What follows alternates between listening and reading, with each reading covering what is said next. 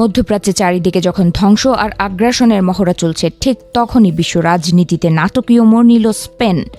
মার্কিন সামরিক বিমানের জন্য নিজেদের আকাশসীমা পুরোপুরি বন্ধ করে দেওয়ার ঘোষণা দিয়েছে মাদ্রিদ। ইরান অভিমুখে ধেয়ে আসা মার্কিন যুদ্ধ বিমানগুলোকে স্পেনের আকাশ দিয়ে যাওয়ার অনুমতি না দেওয়ার এই সাহসী সিদ্ধান্ত যেন দাবা নোলের মাঝে এক পশলা শীতল বৃষ্টির মতো আছড়ে পড়েছে। বিখ্যাত স্প্যানিশ সংবাদপত্র এল পাইস যখন এই খবরটি সামনে আনল, তখন পুরো ইউরোপীয় ইউনিয়নে এক প্রকার শোরগোল পড়ে যায়।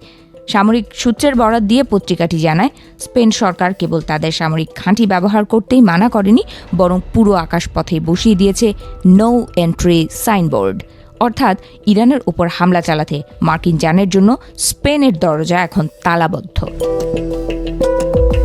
স্পেনের এই একরোখা সিদ্ধান্তে সবথেকে বেশি বিপাকে পড়েছে ন্যাটো।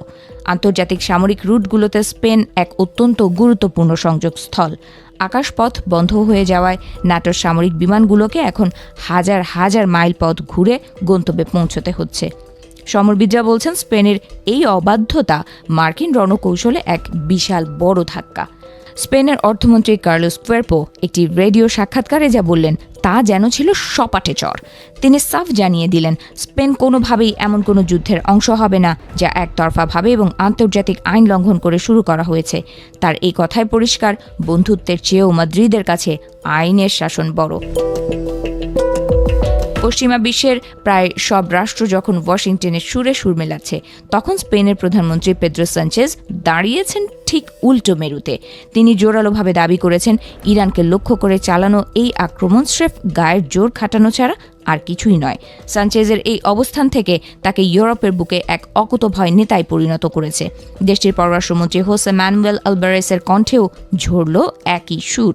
তিনি মনে করিয়ে দিলেন, বিশ্ব চলে নিয়ম দিয়ে, গায়ের জোরে নয়।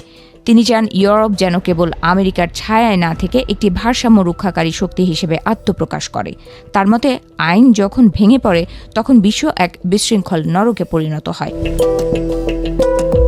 স্বভাবতই প্রশ্ন উঠেছে, এই সিদ্ধান্তের পর কি ওয়াশিংটনের সাথে মাদ্রিদের সম্পর্ক তাসের ঘরের মতো ভেঙে পড়বে?